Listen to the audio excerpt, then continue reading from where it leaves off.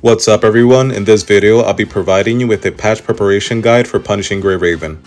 We'll be going over everything you need to know and do before every patch, so let's just get right into the video. So the first thing you want to do is take notice on how many days the current patch has left before ending. When the current patch has 12 days left, you should start stockpiling all your serum bundles and use the serum bundles that expire in 12 days. You should also use the time-based serum refills to finish up content that requires serum for black cards, since you'll need 15k black cards to guarantee yourself the upcoming S-rank character, in this case being Lee Hyperreal. You can also use the time-based serum refills on event farming stages to buy materials and stockpile them in anticipation for the upcoming character, or buy materials to finish building characters in your roster. And on a quick note, it's not recommended spending serum on resource stages unless the current patch's farming stages have expired, and you don't have any other content left to spend serum on. And this is because you get less materials on average from resource stages than on event farming stages. Now that that's out of the way, let's get into what materials you need to stockpile to fully build a character. Here's a list to keep it simple.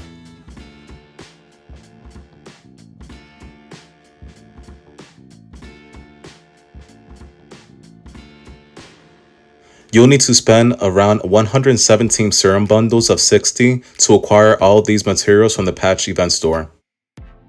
And depending on how much serum or materials you have saved up, you should be able to completely build around 2 to 3 characters per patch. This is why it's very important, as I said before, to save all your serum when there's 13 days left in the patch, and stockpile materials, that way you can build upcoming S-rank characters as soon as you pull for them, and use the rest of your resources on another character that you're wanting to build. For those who want to buy the serum pass, you can save your serum for up to 4 weeks if you keep them in your game inbox. This can be very helpful since you can start saving your serum before the 13-day mark. Now for leap buffs. Leap buffs are fairly new to PGR, with Lucia Dawn being the first character getting her leap buff. As of the recording of this video, these are the characters you can currently give a leap buff to.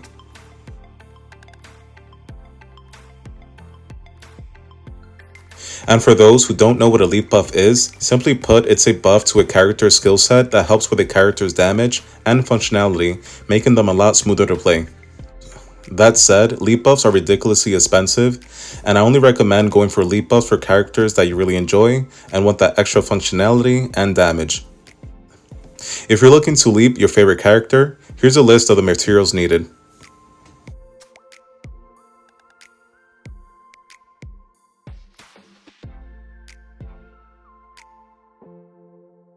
Now let's get into Uniframe skill upgrades. These skill upgrades are not necessary at all, however they significantly enhance Uniframe skill sets and fun factor by giving them skills to do speed attacks and finishing moves. Here are some examples of Uniframe speed attacks and finishing moves.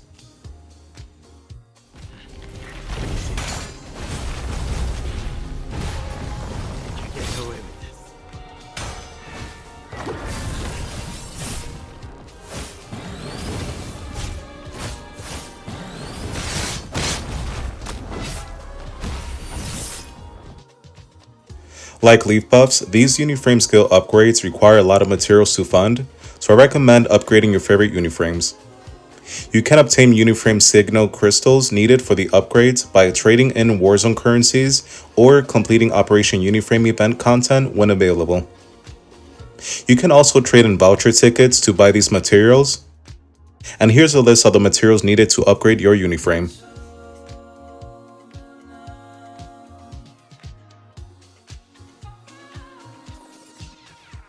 Finally, for Cubs.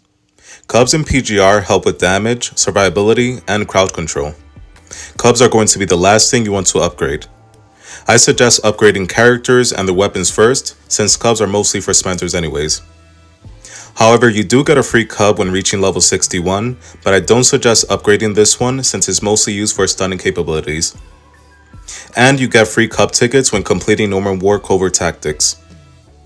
You can use these tickets to pull for your desired S-rank Cub, though it will take 10 pulls unless you get lucky and get it before that. It is worth mentioning though, you can obtain A rank cubs this way and it won't reset the pity. If you're going to upgrade your cub, I only recommend upgrading the skills you need or use, that way you don't waste unnecessary materials. Since you'll only be able to equip a certain amount of skills depending on the rank of your cub. And of course, here's a list of the materials needed.